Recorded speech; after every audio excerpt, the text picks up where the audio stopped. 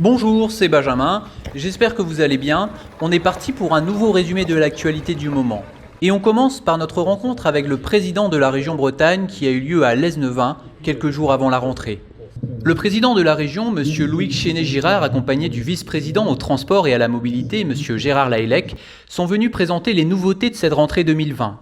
L'évolution commence dès l'inscription au transport scolaire. Plus simple, plus rapide et plus pratique, grâce aux nouveaux services d'inscription en ligne accessibles depuis le portail bresgo.bzh, les familles ont fait les démarches directement en ligne, évitant ainsi de se déplacer.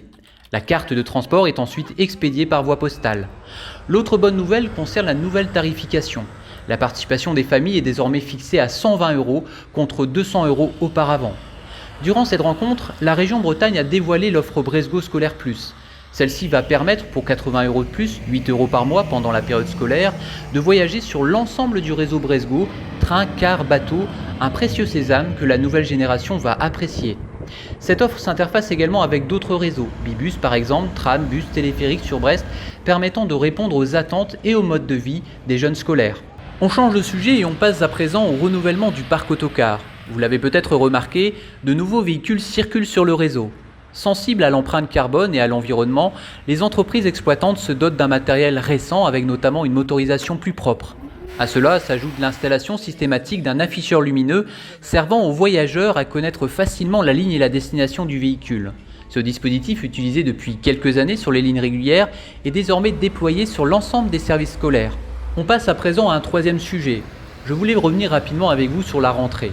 Dans l'ensemble, l'organisation en place début septembre a progressivement évolué, permettant d'améliorer la qualité du service. En plus d'adapter l'offre à la fréquentation, quelques lignes ont été mises en service, notamment sur les retours du mercredi. Les voyageurs bénéficient dès lors d'une desserte identique à ceux des autres jours. Avant de terminer, je voulais aborder un dernier sujet.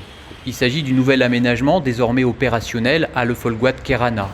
Après un peu plus d'un an de travaux, les usagers disposent dorénavant d'un arrêt sécurisé et accessible.